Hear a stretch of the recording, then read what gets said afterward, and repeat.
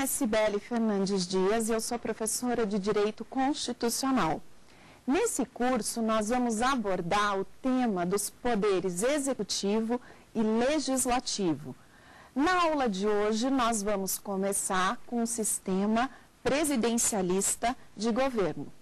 Em primeiro lugar, eu gostaria de apresentar os alunos que estão aqui conosco, a Ivone, o Ilamis e a Morgana, que vão assistir às nossas aulas e também vão poder participar desse curso. Quaisquer dúvidas, vocês poderão enviar para o e-mail saberdireito@stf.jus.br. É importante, no envio dessas dúvidas, identificar o tema, direito constitucional, poderes executivo e legislativo, e o professora Cibele Fernandes Dias. Na aula de hoje, nós vamos começar com o poder executivo. Nós iniciamos com o sistema presidencialista de governo. Nós vamos tratar das características do presidencialismo e das suas diferenças com o parlamentarismo, a eleição do presidente da República e do vice-presidente, abrangendo a hipótese excepcional da dupla vacância. Também vamos tratar da reeleição e das competências do presidente da República. Finalmente, vamos tratar da incidência do princípio da simetria no tocante aos governadores e aos prefeitos. Vamos iniciar com o título 4 da nossa Constituição. O título 4 se chama da Organização dos Poderes. E no título 4 nós temos 4 capítulos. O capítulo 1, que trata do Poder Legislativo, o capítulo 2, Poder Legislativo, o capítulo 3, Poder Judiciário e o capítulo 4, Funções Essenciais à Justiça. Hoje nós iniciamos pelo capítulo 2 do título 4, a respeito do Poder Executivo, sobre o sistema presidencialista de governo. O sistema de governo tem relação com a forma de relacionamento que se estabelece entre o Poder Executivo e o Poder Legislativo. Por causa desse relacionamento entre executivo e legislativo, a doutrina classifica 2 sistemas de governo, o sistema presidencialista e o sistema parlamentarista. Mas quais são as características principais que distinguem o presidencialismo do parlamentarismo? O importante doutrinador do direito constitucional, o professor Canotilho, no seu livro sobre a teoria da Constituição e o direito constitucional, nos ensina que são 3 as características do presidencialismo, contrapostas às 3 características do parlamentarismo. Vamos começar pelo presidencialismo. Para a gente imaginar o sistema presidencialista, nós temos que imaginar o seguinte desenho. Na base, nós temos o povo. No presidencialismo, o povo elege os membros do Poder Legislativo por eleição direta e o povo elege o chefe do Poder Executivo por eleição direta. Então, aqui na base, o povo. Nós podemos fazer aqui um círculo com o Poder Legislativo, a eleição direta dos membros do Poder Legislativo, e um outro círculo com a eleição direta do chefe do Poder Executivo. Daí vem a primeira característica do presidencialismo, a legitimidade popular direta do chefe do Poder Executivo, a legitimidade popular direta do presidente da República. Porque o presidente da República é escolhido diretamente pelo povo, a relação de confiança que se estabelece no presidencialismo é entre o povo e o presidente da República. Mas qual é o sistema eleitoral que a nossa Constituição define para a eleição direta do presidente da República? O artigo 77 nos dá essa resposta.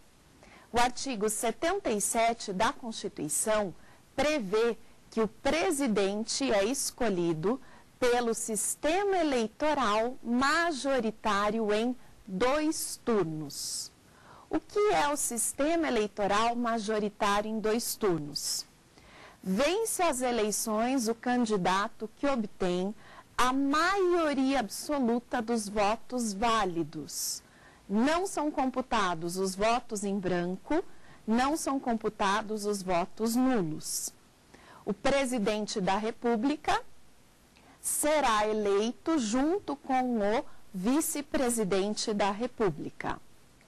Quem é que pode se candidatar aos cargos de presidente e vice-presidente? Ou seja, quais são os requisitos constitucionais para o exercício dessas 2 funções? O primeiro requisito é a exigência de ser um brasileiro nato. Os cargos de presidente e de vice são privativos dos brasileiros natos. Isso está lá no artigo 12, parágrafo 3º da Constituição. E qual é a razão? Por que um brasileiro naturalizado não pode ser presidente ou vice-presidente? Nós vamos ver que o presidente da República é chefe de Estado. E na qualidade de chefe de Estado, o presidente da República apresenta a República Federativa do Brasil. Só pode apresentar a República Federativa do Brasil quem é brasileiro nato. Como o vice é o único sucessor do presidente da República, os requisitos para ser presidente são iguais aos requisitos para ser vice-presidente. Portanto, a primeira exigência, ser brasileiro nato. Segunda exigência é idade mínima. A idade mínima de 35 anos. E essa idade mínima tem de ser completada na data da posse e não na data do pleito. Quando é que o presidente e o vice tomam posse? Eles tomam posse no dia 1º de janeiro do 1º ano da legislatura. Isso significa que no dia 1º de janeiro, aquele que for tomar posse como presidente e como vice tem de ter no mínimo 35 anos. E o terceiro requisito para ser presidente e vice é estar no pleno exercício dos seus direitos políticos. Ou seja, só pode se candidatar quem não sofreu perda ou não sofreu suspensão de direitos políticos. E aqui nós precisamos abrir um parênteses sobre a questão relativa ao pleno exercício dos direitos políticos. O artigo 15 da Constituição prevê os casos de perda de direitos políticos e os casos de suspensão de direitos políticos.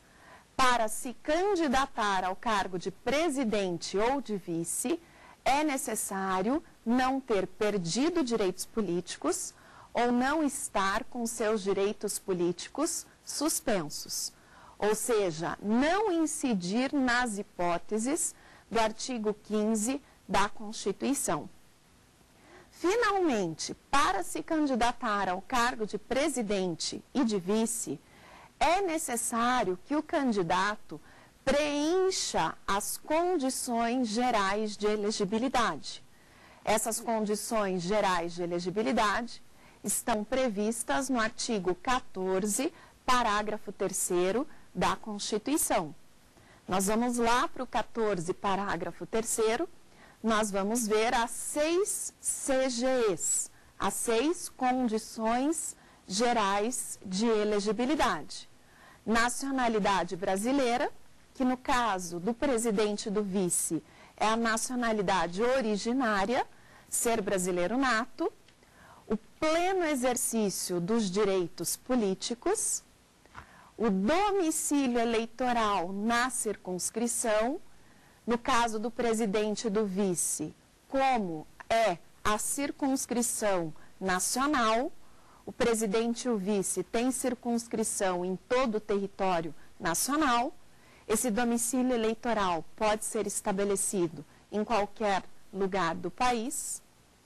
O alistamento eleitoral, a filiação partidária e a idade mínima de 35 anos. Preenchidos esses requisitos constitucionais, qualquer um pode se candidatar ao cargo de presidente e de vice-presidente. Vamos agora tratar, especificar melhor esse sistema eleitoral majoritário em 2 turnos. Vence as eleições o candidato que fizer a maioria absoluta dos votos válidos, não computados os votos em branco e os votos nulos.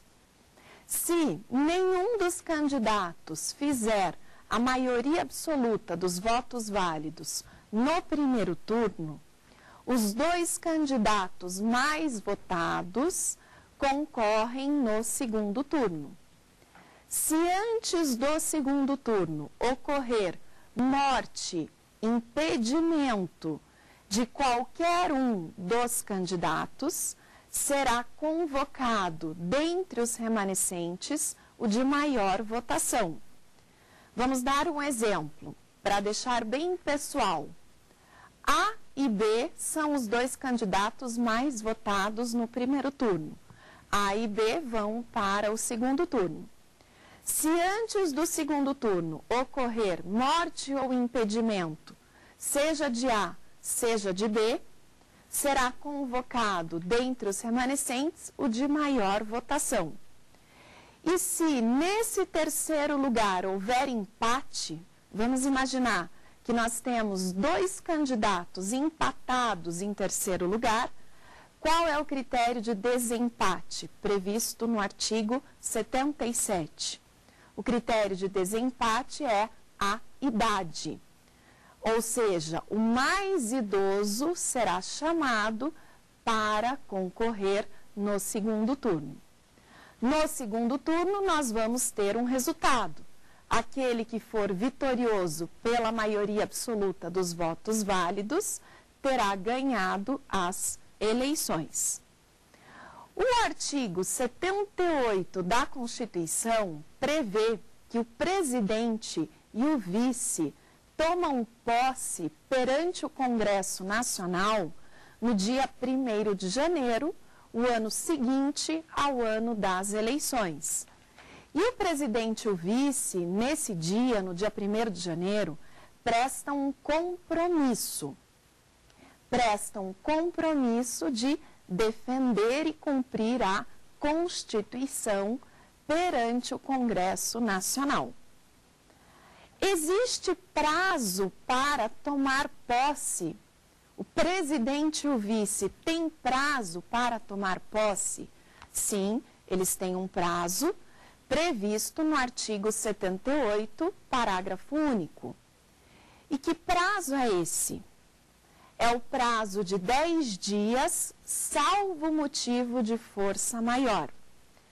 Mas o que acontecerá se o presidente ou o vice não tomarem posse até o dia 10 de janeiro?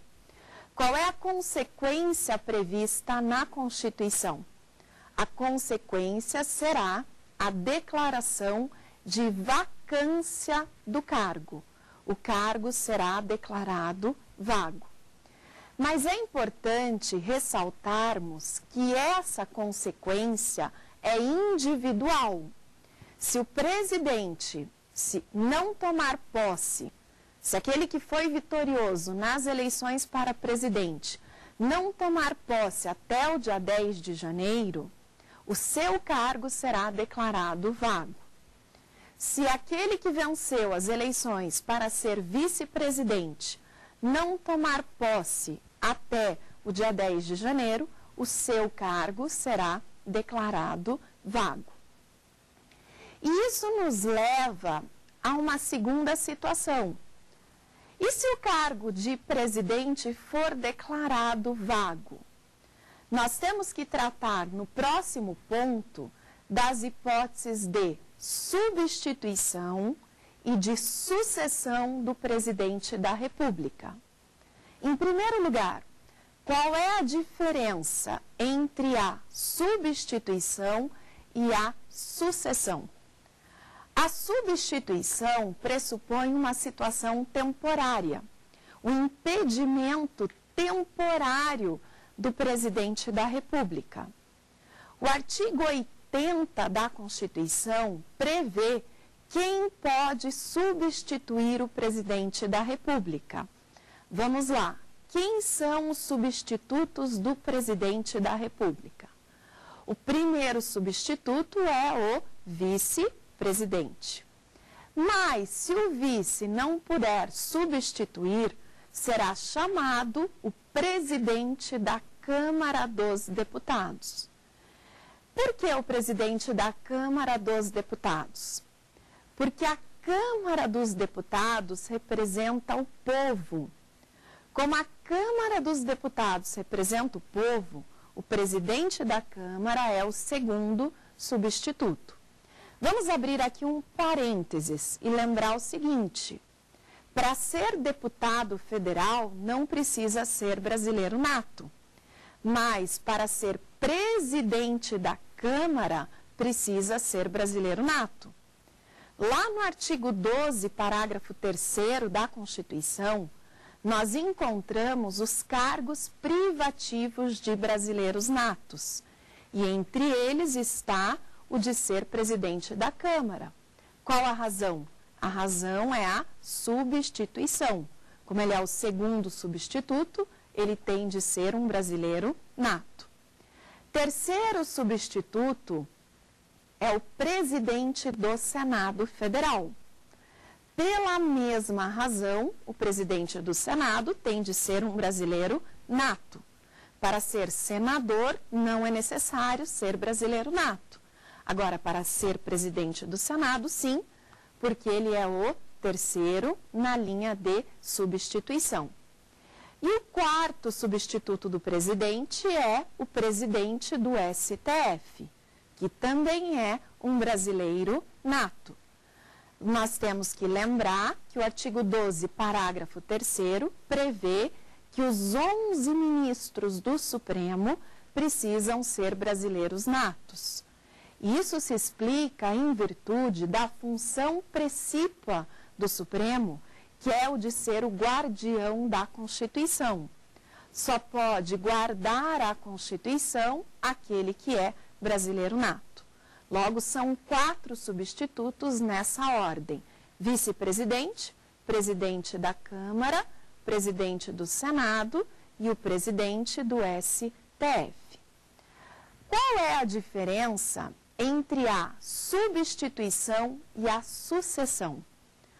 A substituição é uma situação temporária. A sucessão pressupõe um impedimento definitivo, ou seja, a sucessão pressupõe que o cargo de presidente ficou vago. E quando é que ocorre a vacância do cargo de presidente? Ocorre em virtude da morte, do falecimento, ou em virtude da renúncia, ou em virtude da cassação do mandato. Se o cargo de presidente ficar vago, o seu sucessor, o único sucessor, é o vice-presidente da República. Mas pode ocorrer que os cargos de presidente e de vice ficam vagos. É o que o STF chama de dupla vacância. O que é a dupla vacância? Os cargos de presidente e de vice ficam vagos. Diante da dupla vacância, o artigo 81 prevê que deverá ser realizada uma nova eleição, para que nessa nova eleição seja escolhido um novo presidente e um novo vice-presidente. Só que o artigo 81 separa a dupla vacância conforme o momento em que ela acontece. Se a dupla vacância ocorrer nos 2 primeiros anos do mandato, a solução vai ser uma.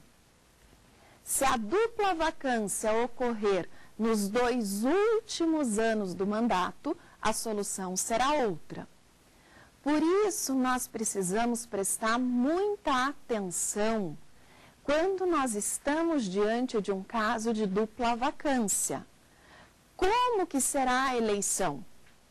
Se a dupla vacância ocorrer nos 2 primeiros anos do mandato, o artigo 81 da Constituição prevê que será realizada uma eleição direta, ou seja, o povo escolherá um novo presidente, um novo vice, no prazo de 90 dias, e aquele que for escolhido pelo povo sucederá o presidente e o vice.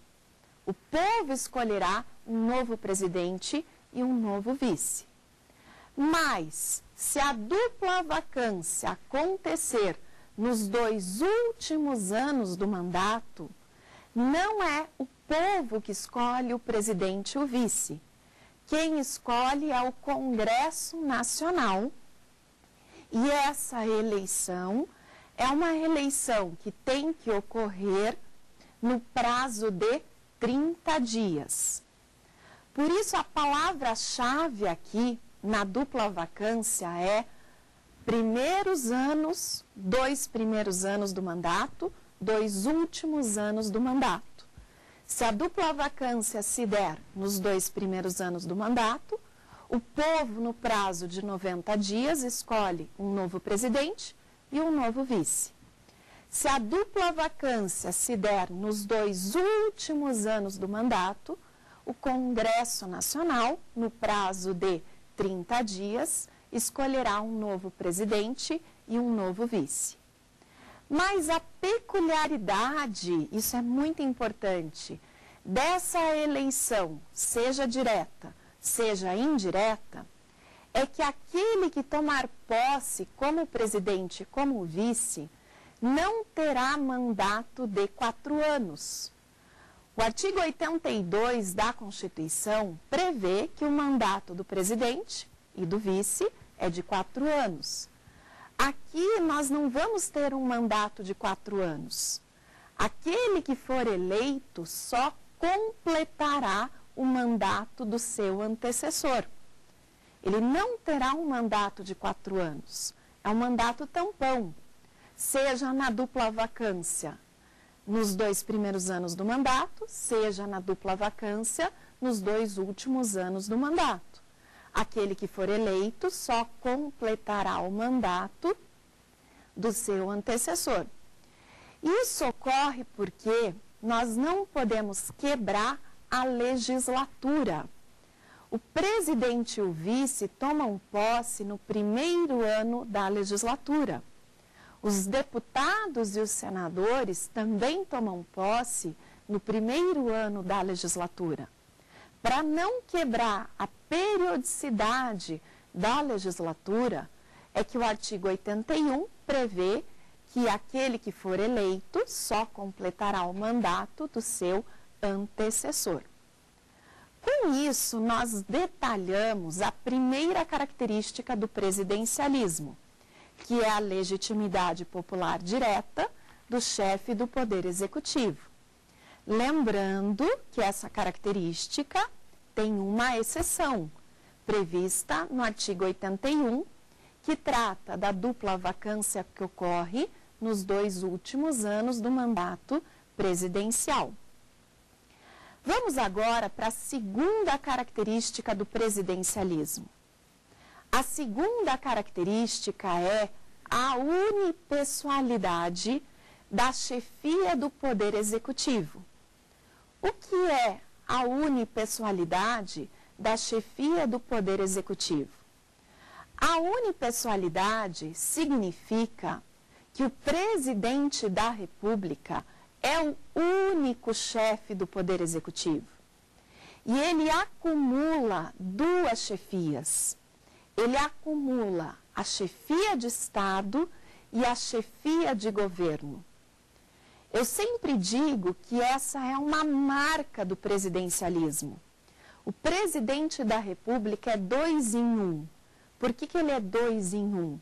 Porque ele é chefe de Estado e chefe de governo. Na qualidade de chefe de Estado, o presidente da República representa a República Federativa do Brasil. Ele preside, ele representa o todo, ele age em nome da nação. Ele é o chefe da nação. Mas, ao mesmo tempo, ele é chefe de governo. Na qualidade de chefe de governo, o presidente age em nome da União. Ele age em nome do governo federal. Ele governa.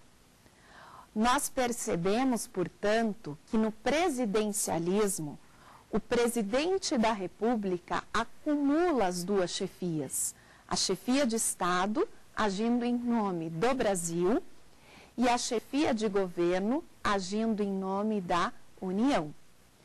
Nós precisamos lembrar aqui que o presidente da República partilha a chefia de governo. Ele não partilha a chefia de Estado. A chefia de Estado é una e indivisível. O presidente da República é o único chefe de Estado. Todavia, o presidente partilha a chefia de governo. Por que ocorre esse partilhamento? Em função da nossa forma de Estado. Qual é a nossa forma de Estado? A forma federativa. Em razão da adoção da federação, nós temos no plano da federação 4 entes federados: a União, os Estados-membros, o Distrito Federal e os municípios. Embora sejam 4 entes federados, a doutrina diz que a nossa federação é trina ou tridimensional.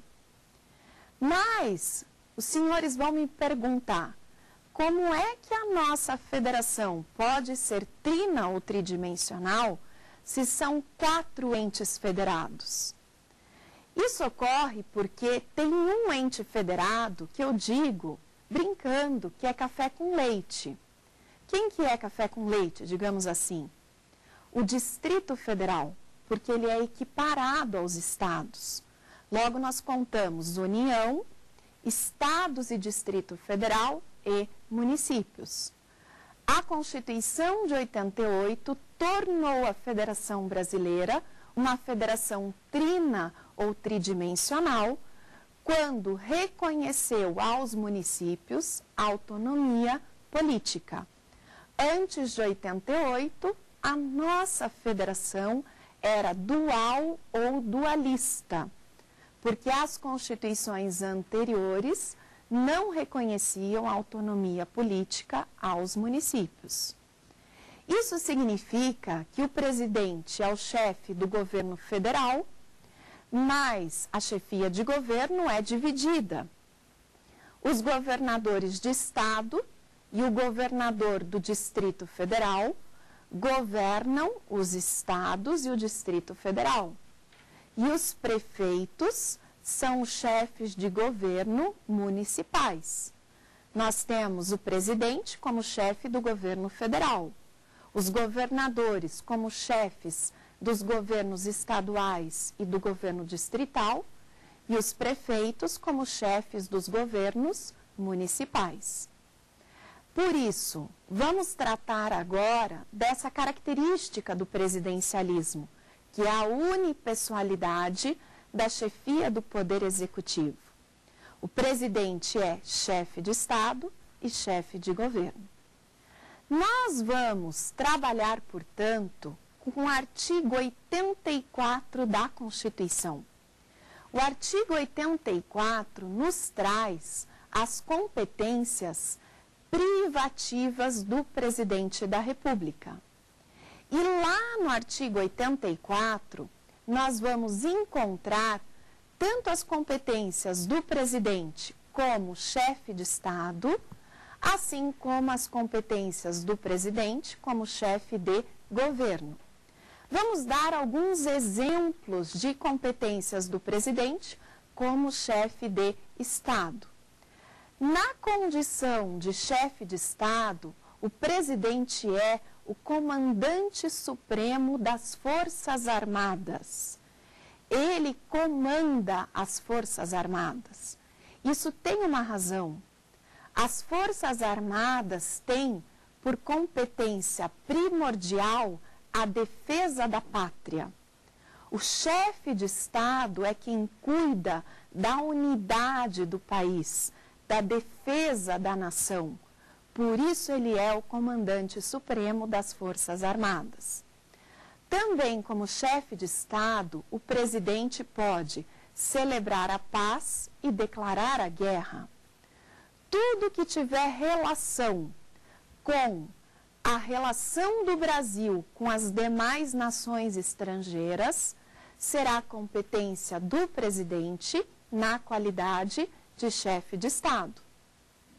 Um outro exemplo, a competência do presidente para celebrar tratados internacionais.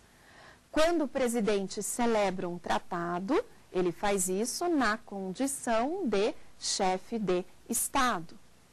Também quando o presidente ratifica um tratado, promulga ou publica um tratado. Ele age na qualidade de chefe de Estado. Portanto, como chefe de Estado, o presidente da República age em nome do país. Ele defende a unidade nacional. Ele preserva o país, ele preserva a nação. Já na sua condição de chefe de governo, o presidente age em nome da União. Como chefe de governo, o presidente é o chefe da administração pública federal. Ele exerce a direção superior da administração pública federal com o auxílio dos ministros de Estado, que são os auxiliares imediatos do presidente da República. Também, todas as funções do presidente ligadas ao processo legislativo são funções de chefe de governo. Quando o presidente inicia o processo legislativo, apresenta um projeto de lei. Quando o presidente sanciona ou veta um projeto de lei. Quando ele promulga e publica uma lei. Quando ele edita medida provisória ou uma lei delegada, ele está exercendo função de chefe de governo. Ele governa, ele comanda uma equipe de políticos que fazem parte do seu governo. O presidente, como chefe de governo, é quem gasta, é quem dirige as políticas públicas no país. Portanto, é ele que vai prestar contas ao Congresso Nacional, porque é ele que define a política interna do país. Logo, no artigo 84, nós visualizamos essa unipessoalidade da chefia do Poder Executivo, essa capacidade do presidente de ser, ao mesmo tempo, chefe de governo e chefe de Estado. Ainda no artigo 84, nós vamos encontrar um princípio, que é o princípio da indelegabilidade das funções presidenciais. Ou seja, como regra, as competências privativas são intransferíveis. O presidente não pode transferir as suas competências elencadas no artigo 84. Todavia, esse princípio da indelegabilidade das funções presidenciais é excepcionalizado pelo artigo 84, parágrafo único. O artigo 84, parágrafo único, prevê 3 competências delegáveis.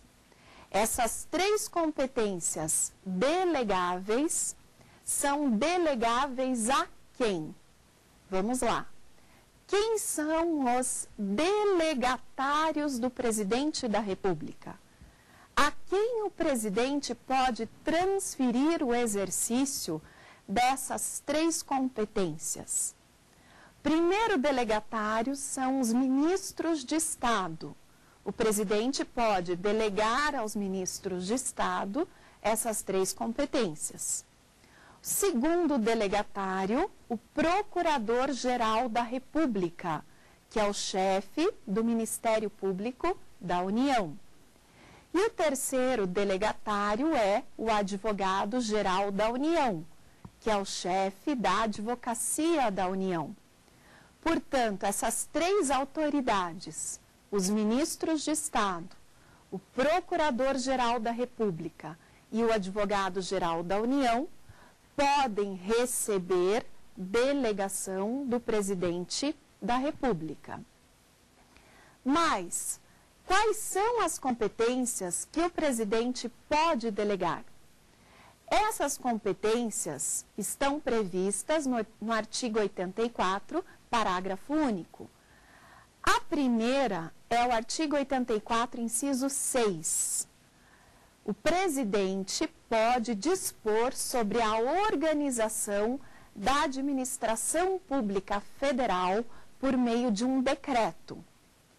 E ele, com esse decreto, ao dispor sobre o funcionamento e a organização da administração pública federal, ele não poderá criar aumento de despesa, assim como não poderá criar ou extinguir órgãos públicos. Isso significa que essa competência do 84.6, que é uma competência de chefe de governo, é uma competência limitada pela própria Constituição.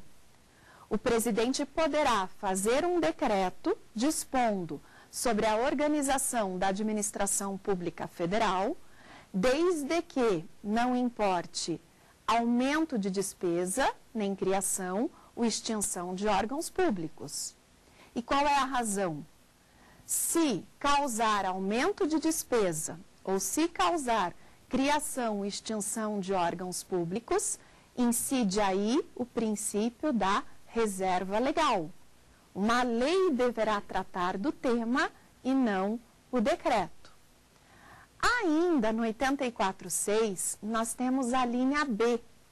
O presidente poderá dispor, mediante decreto, sobre a extinção de cargos ou funções, desde que eles estejam vagos. É muito importante a gente sublinhar essa diferença. A criação de cargos depende sempre de lei. A criação de cargos incide o princípio da reserva legal. Agora, a extinção de cargos nem sempre depende de lei. Se o cargo não estiver vago, só por lei ele poderá ser extinto. Agora, se o cargo ou se a função estiverem vagos, eles poderão ser extintos por meio de decreto, que é justamente o decreto do artigo 84, inciso 6. Logo, essa competência administrativa para editar decretos dispondo sobre esses assuntos é uma competência que o presidente pode delegar aos ministros, ao Procurador-Geral da República e também ao Advogado-Geral da União. Vamos agora para a segunda competência delegável. Ela se encontra no artigo 84, inciso 12 da Constituição, que é a competência para conceder indultos e comutar penas, com audiência, se necessário, dos órgãos previstos em lei. Essa competência para conceder indultos e comutar penas também é uma competência delegável. E a terceira competência delegável, artigo 84, 25, primeira parte. Muito cuidado, 84, 25, primeira parte. É só a primeira parte que o presidente pode delegar no inciso 25, que é a competência para prover os cargos públicos federais na forma da lei. O que é prover? Prover é preencher. Como é que o presidente provê um cargo público federal? Ele provê nomeando alguém para aquele cargo. Então, essa competência do presidente para prover um cargo público federal, para nomear alguém a um cargo público federal, é uma competência delegável. E importante, o Supremo Tribunal Federal decidiu que dentro do artigo 84, 25, primeira parte, também se encontra a competência para desprover. Quem tem a competência para prover, tem também a competência para desprover. E essa competência para desprover é uma competência delegável. Como é que o presidente desprovê? Através da demissão. Quando ele demite um servidor público federal, ele está desprovendo aquele cargo. Essa competência ele também pode delegar aos ministros de Estado, ao Procurador-Geral da República e ao Advogado-Geral da União. Com isso, nós vimos a segunda característica do presidencialismo, a unipessoalidade da chefia do Poder Executivo. Vamos agora para a terceira característica do presidencialismo. Qual é a terceira? A terceira é a independência do Poder Legislativo e do Poder Executivo. Eles são poderes independentes. O que significa essa independência elencada no artigo 2º da Constituição? O artigo 2º dispõe que os poderes legislativo, executivo e judiciário são independentes e harmônicos entre si. Mas o que é a independência entre legislativo e executivo? Significa que entre eles não há relação de confiança. O presidente é escolhido pelo povo. O presidente não depende da confiança do poder legislativo para ser eleito. O presidente não é eleito pelo poder legislativo. E o presidente também não depende da confiança do poder legislativo para permanecer no seu cargo. Isso significa que no presidencialismo não há dois institutos do parlamentarismo, que são a moção de censura e o voto de desconfiança. No parlamentarismo, o legislativo pode pedir a demissão do governo através da moção de censura e do voto de desconfiança. Como o governo depende da confiança do parlamento, o parlamento pode pedir a demissão do governo caso seja quebrada a relação de confiança. Isso não existe no presidencialismo. O presidente não depende da confiança do legislativo para continuar a ser presidente. O Congresso não pode dar ao presidente uma moção de censura ou um voto de desconfiança. De outro lado, O Congresso Nacional também não depende da confiança do presidente. Por isso, no presidencialismo, o presidente não pode dissolver o Congresso Nacional. O instituto da dissolução do Congresso não existe nos sistemas presidencialistas de governo. Ou seja, no presidencialismo, legislativo e executivo são poderes independentes. Não há entre eles relação de confiança. O presidente não depende da confiança do Congresso, o Congresso não depende da confiança do presidente. E, para que nós tenhamos uma visão completa do presidencialismo, nós precisamos contrapor cada uma dessas 3 características do presidencialismo com as 3 características do parlamentarismo. Vamos lá. Primeira característica do parlamentarismo: a legitimidade popular indireta dos chefes do poder executivo. Vamos explicar essa legitimidade popular indireta. No parlamentarismo, o que ocorre? Vamos lá. Na base, nós temos o povo. O povo elege os membros do poder legislativo, os membros do parlamento.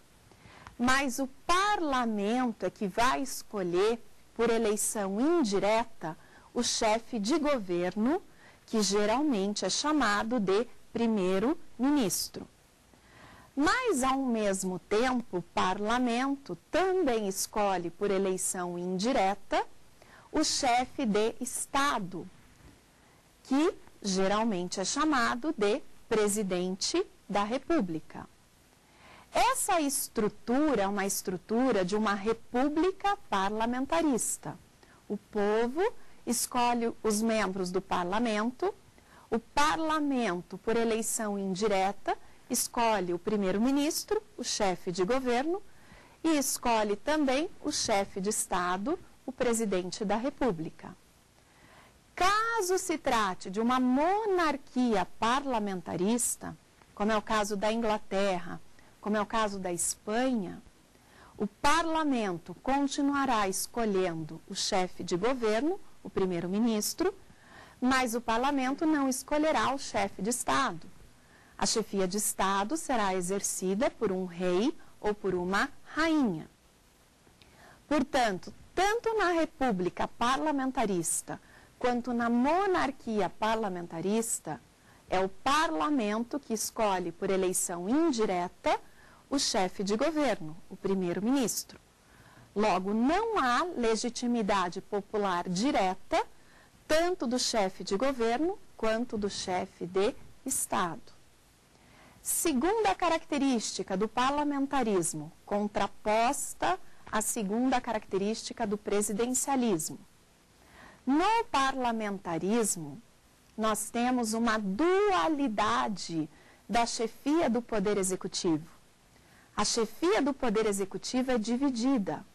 Uma autoridade é chefe de governo, o primeiro-ministro, outra autoridade é chefe de Estado, o presidente da República ou o rei ou uma rainha.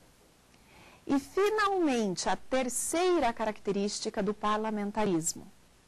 No parlamentarismo, parlamento e governo são poderes dependentes.